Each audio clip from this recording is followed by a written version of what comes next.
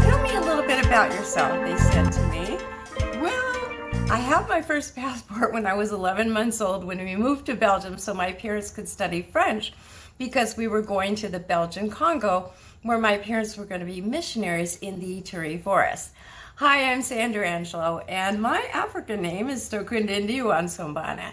We actually moved to Africa when I was 3 years old. We'd been to 8 different countries already at 3, and I spoke 3 languages by the time I was 3 years old.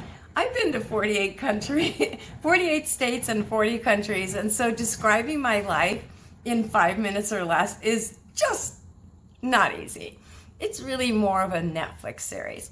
But I'm going to talk a little bit about what it was like for me to grow up in a forest where I was different.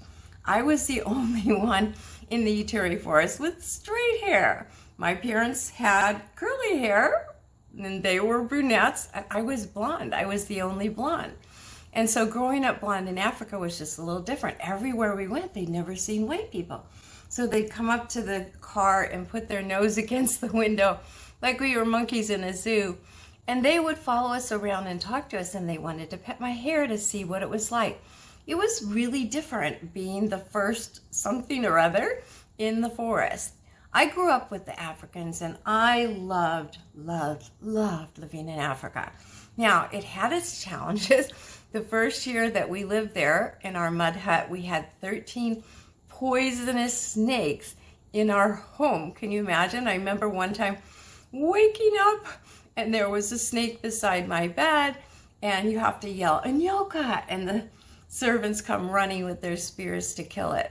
There was a lot of adventures, but I guess the biggest adventure happened when I was about, I think I was 12 years old. The Belgian Congo was taken over by the Chinese communists, and they were trying to train the locals to kill all the intelligent people, all the people who would resist them, the people who had education, and kill all the white people. And so they were going to come to our boarding school to slaughter 100 children. And we found out about it over it wasn't a walkie-talkie, but like a shortwave radio. And so the U.S. decided to send mercenary soldiers in to rescue us. We ended up in this caravan of over 100 cars and trucks, sneaking through the dead of night with these soldiers escorting us, trying to help us escape into Uganda. But when we got to the border, we were captured. And my sister and I were alone because my parents couldn't make it. They were 2 days' drive. So I guess they decided to give the shortwave radio to the 2 defenseless little kids because they told us that we should just lay there like we were fast asleep with a blanket over our laps and hiding the shortwave radio.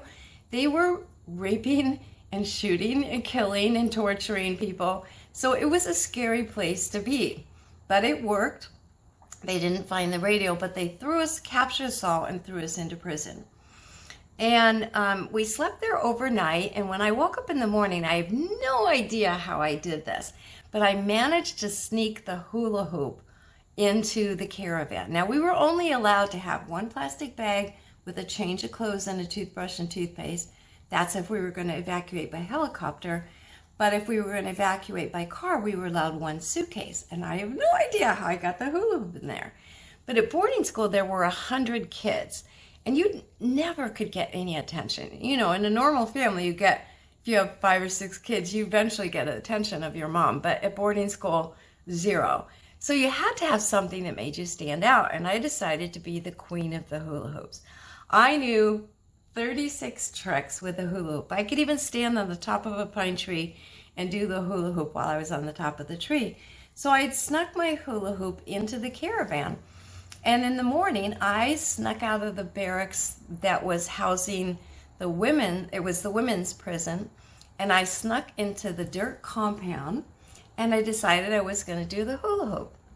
Now, mind you, I was a 12-year-old child, and I wasn't really a child. I was fully developed like a woman. Didn't know that because I was a child, and my mind hadn't shifted to that. But there were people who were raping nuns and raping women and doing all kinds of atrocities. My neighbor had been beat to death in front of his 18-year-old son, and there were a lot of dangers. So I could have been prey to these soldiers. But instead, I stood there in the middle of the compound doing the hula hoop, and they were curious. So they put their guns down and they came over to me and they started watching me, and they were trying to figure out where the motor was, that hula hoop. And I spoke 5 languages, so I spoke their language, and I said to them, hey, there is no motor, but you want to try it? And so they started trying to do the hula hoop, and we were just laughing, and they couldn't keep the hula hoop up, and it turned into, instead of a prison, it turned into a party. And so for 45 minutes, we just, danced with the hula hoop, practiced and joked around and all that kind of stuff. And then all of a sudden, something came over me. I think it might have been the Holy Spirit. I put my hands on my hip and I said, how dare you hold us missionaries hostage? We are the ones that built you schools. We gave you hospitals. We gave you medicine to make you well. We did so much to help you learn how to make better crops, how to not get diseases. We taught you how to read. We set up schools and orphanages. How dare you hold us hostage? And instead of getting their machine gun and shooting this impertinent tyke, they kind of looked down and decided to shuffle away sheepishly to the Douane post. And they went to the office and pretended to come back with what's called a laissez-passer. It's French for let them go. And you needed a laissez-passer to travel in those days during the war. And so they had a laundry slip that was written in French. They don't read French, and it wasn't a laissez-passer. But they turned it upside down and handed it to us and said, guess what? You get to go. Here's the laissez-passer that just came in. And all the missionaries were freed. All the missionaries were freed by a hula hoop. And so we continued to make our journey through Uganda and into Kenya, where my sister and I lived as refugees for 7 months. We didn't know if our parents were alive or dead. I mean, we didn't get any correspondence from them. Nobody had any touch with them in the jungle. And a lot of our neighbors had been slaughtered. So we didn't know if we were orphans or not. But after 7 months, we finally got one letter. And we knew that the day that letter was written, they were alive. Now, it takes a long time to get mail in Africa, but we knew that at one point during the last 7 months, they had still been alive. And there was a boy at the school. I still remember his name is Eric Johnson. I guess he had a crush on me, which isn't a very nice way to exhibit it, but he ran up, grabbed the letter, ran off, and tore it into shreds before we could read it. But we knew that they were alive. And eventually, we were reunited with my parents, and we lived as refugees in Kenya for 1.5 years. Now, my mother was a very persuasive woman. She went up to the embassies and she said, hey, you guys are having those empty embassies 4 months a year, because whenever you're an ambassador to Kenya, you get sent to the United States for 4 months, so you won't become African. You'll still retain that American the American heritage, and think like an American. And so those wonderful, beautiful homes were sitting empty. So my mother persuaded them to let us live there. And so we went from unbelievable mud hut with lots of poisonous snakes to these ginormous mansions where we lived in comfort. And it was kind of cool because we had electricity, we had running water. I remember one of the houses that we had to move every 4 months, which wasn't a big deal because all we had was one suitcase. We had lost everything. They came and destroyed our whole village, killed our servants, killed everybody in the village, killed our dog. And we had lost everything. So all we had was one suitcase. So we would move from home to home every 4 months. And one of the houses that we lived in was on the edge of the Nairobi Game Park. We lived next door to the white hunter, the guy who would always take the queen or celebrities on safaris and things like that. And I mean, lion cubs were born in our yard, giraffes were eating off our tree. You'd be sitting at the dining room table, all of a sudden a gazelle would go by the window. It was really beautiful. It was one of the places that I developed such an intimate love for animals, wild animals. And one of the houses that we lived in, I remember, had a dumbwaiter that you could put all the food down here and it would take it up to the balcony, up to the patio upstairs. and another house that we lived in where the sheepskin rug were this thick. You could just sink into it. It was really beautiful. So we lived in Kenya until I was 15 years old, and then I came to the United States. And that was where life got hard. You would think that my life was hard before that, but the reality was I had a really hard time adjusting to America. Because in America, the kids judge you based on what you look like and what you have. Now, I was good looking, which is why I guess the girls didn't like me, and we didn't have anything. And so because of that, they would make fun of me, and they would bully me, and they would persecute me. And I ended up dropping out of high school because I couldn't take it. I ended up bulimic because I just couldn't take the pressure. And a Christian businessman heard about me. He felt compassion, and so he gave me a full scholarship to a private school, and that was more what I was used to. And so I graduated from Wheaton Academy and then went on to college in Seattle as well, and began my American life. So what is my American life like? Well, I became an art teacher because when I was young, you had three choices. You could be a mom, a teacher, or a nurse. Those were the three options. Oh, or a secretary. Those were the four options for women when I was growing up. Now, mind you, I'd taken a vocational guidance test and I scored off the charts in marketing, but nobody ever mentioned it. And I didn't find it out until I was 35 years old. I was a teacher, but I hated the cold weather in Illinois, which is where my parents had settled. And when they passed away, they both passed away very tragically. Daddy at 46 and mom at 50. And so when they were gone, I thought, I don't need to live here. I don't need to live in this freezing cold country. So I'm going to go explore the United States. I went to 48 different states to figure out where I wanted to live. And I picked San Diego because it's a lot like Nairobi and it's a little bit like Mombasa. And we have the bougainvilleas and the palm trees and it's just a more tropical climate, which is what I love and what I'm used to. So I moved to California, and that meant I lost my teaching job. So I no longer had a way to support myself.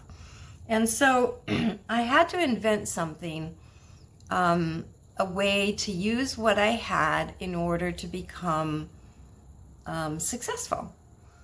So it was kind of a strange thing. I started teaching community college classes at the local community colleges and traveling from school to school to school, selling art supplies. And I started writing books about how to draw, and I couldn't afford to publish them, so I published them in a Ziploc bag. When I sold enough Ziploc bags, I was able to publish 500 at Kinko's. I sold those out in a weekend, and then I was able to publish real books and DVDs, and the Washington Post wrote a full-page article about me on a holiday weekend and sold out in an entire edition of my courses, and I became known nationwide. And I began to do television shows on the Discovery Channel, HGTV, NBC, CBS, and Good Morning Texas. They called me one day and they said, "Can y'all teach somebody to draw in 7 minutes?" And I said, "Who is this?" "This is ABC's Good Morning Texas. We want to know if y'all can teach people how to draw in 7 minutes." And I said, "ABC? Sure." So I did that. And I became what I call famouser and famouser and famouser.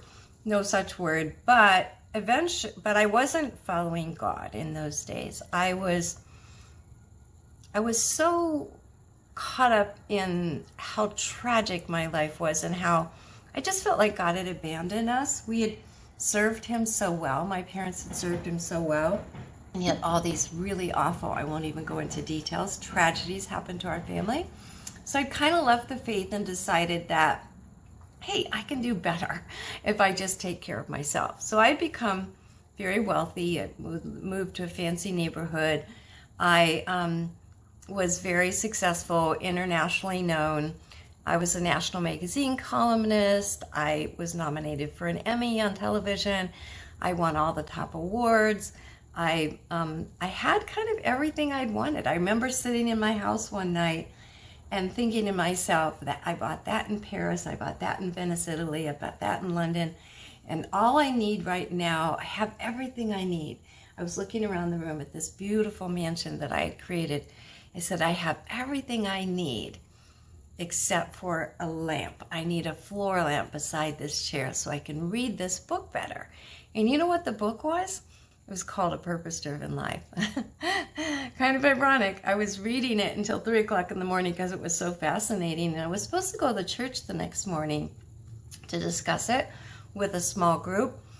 But when I woke up in the morning, I saw a lot of smoke outside my window. So I turned on the television to see what it was, and there was a fire in Lakeside. It was 30 miles away, and California gets a lot of fires, so I wasn't really surprised, and I wasn't concerned. So I went about my business, but this voice was kind of saying to me, pack your car. And I was like arguing with the voice, why? It's 30 miles away. And I just heard, pack your car. So I got my cats, put them in the car. I gathered a few things, you know, because I kind of didn't believe the voice. I didn't take my pictures and a bunch of stuff. But finally, after about, maybe it was like a half an hour or something like that, I looked out the door and I saw the sky was bright orange. And I heard a bullhorn yelling, driving down the street, saying, get out immediately, evacuate now, your life is in danger. And I was in, you know, plain clothes, barefoot, bed hair, but I knew I needed to go. So I jumped in the car, headed out, took lots of pictures because I'm a photojournalist, and literally that wall of flames was just chasing me out of the neighborhood. That day, 2,300 homes burned down, and it was called the San Diego Cedar Fire. And I lost both my home and my business. I lost 900 pieces of art, all the masters for my books and videos, all the copies of my television shows. Everything I needed to earn a living was gone. And now here I was, alone in the world, completely alone. So my friend called me. It was 2 days before we were allowed to go back in to look at the devastation of the fire.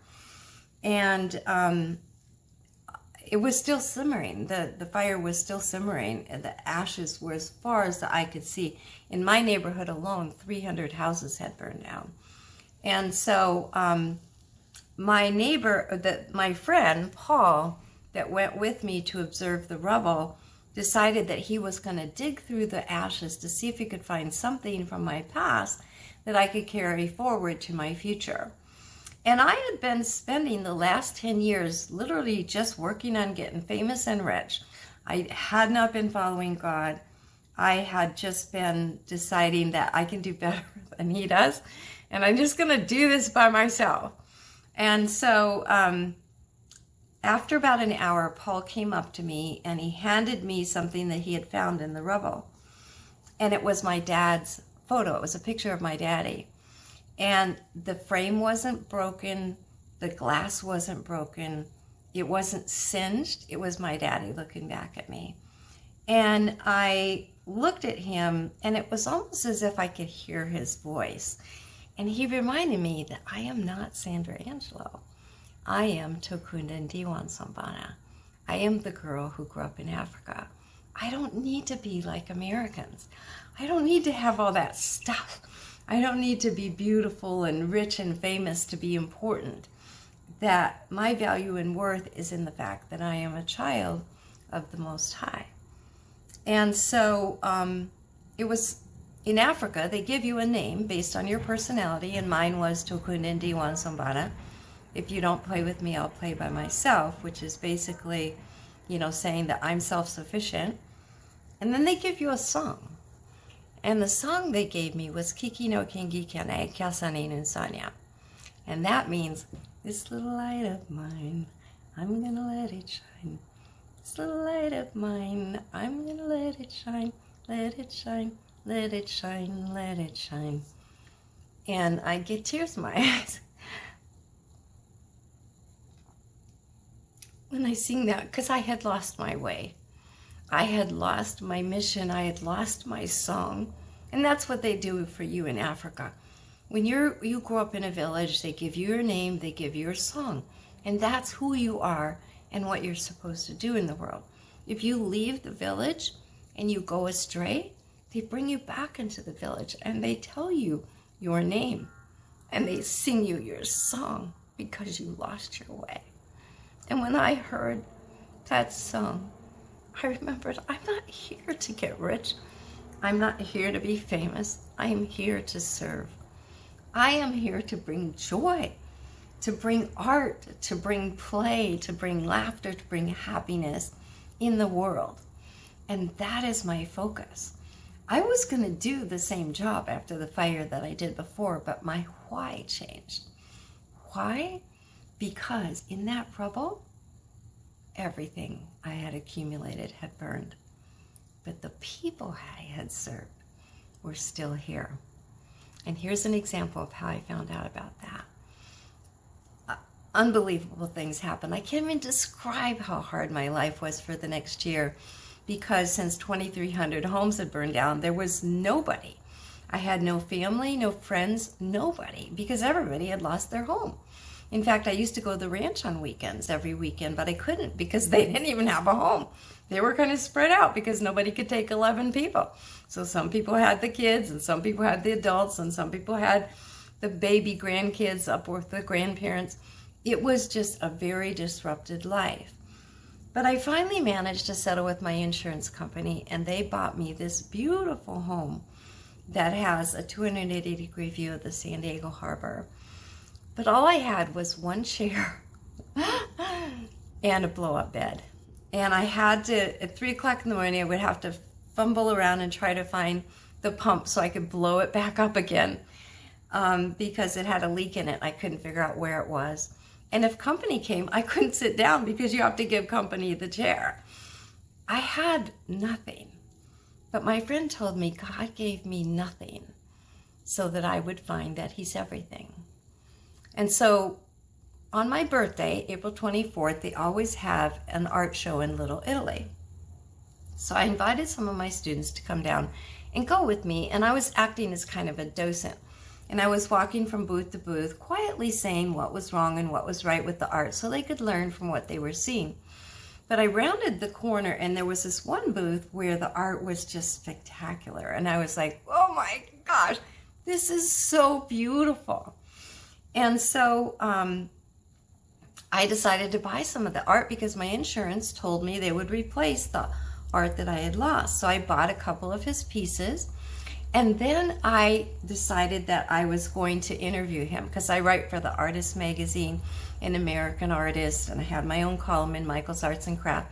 And so I wanted to interview him because he was so amazing. And I told the students that I was with, he's had really good training. He knows how to draw, he knows composition, he knows color theory, he's had very classical art training. And even though his style is a little whimsical, you can tell that he's been classically trained and that he has a really good foundation in art. And so I asked the people at the booth, could you go find him and see if he could come out and talk to me, because I'd like to interview him for my national magazine column. So they found him, and he walked out from behind the booth, and he went, Sandra, Angelo, oh my gosh. And he came over and gave me a huge hug, and he says, you know what? You are responsible for my success, because when I was 17 years old, you taught me how to draw. You taught me marketing. You taught me color theory. And now I am so successful. I have galleries in the Bahamas, a gallery in San Diego, a gallery in Hawaii. And I'm making so much money as an artist that my lawyer wife quit her job because she's working for me full time. And I am all to you. And that was my birthday present. That morning, I'd actually asked God for a birthday present. I wasn't specific because, you know, it's like, what do you ask for when you have nothing but a blow-up bed and a chair? But I said, God, just surprise me and give me a birthday present. And that was my birthday present. My birthday present was that, Sandra, what you created is still here. The people that you have blessed are still blessed. Don't work for stuff. Don't work for things. Don't work for fame. Work to give. Give your gift. And as you give your gift, you'll make people's lives better. And since then, I've gotten cards and letters and phone calls from literally all over the world. I have customers in 49 countries now, and their lives have changed. I mean, one guy called me and he said, I'm bipolar, so I have so much manic energy, I have to work 2 8-hour jobs to siphon off all the stress. But he said, when I saw your course written up in the Washington Post, I bought it. And I taught myself how to draw. And now I'm so relaxed, I'm down to 1 8-hour job. And he says, you gave me my life back. And another lady called me and she said, at the time she didn't know it was me. I just answered like I was the operator because the secretary was out that day. And she said, I want to thank you because you're helping me cope with the stress. And I said, what's going on? And she says, both my husband and my baby have cancer. But every day, at the end of the day, when I get them in bed, I go into my study and you take me to another world. And that's where I gain the strength and energy that I need to cope with this world. And so I just wanted to call to thank you. I also feel like you're my drug pusher. Do you have any more books? Because I finished your course and I need another one in order to make it through. So I could tell you testimonial after testimonial after testimony of where I have let my light shine. And I want to correct myself in a way. It's really not my light. It's just me being a lantern. And God's light shines through me.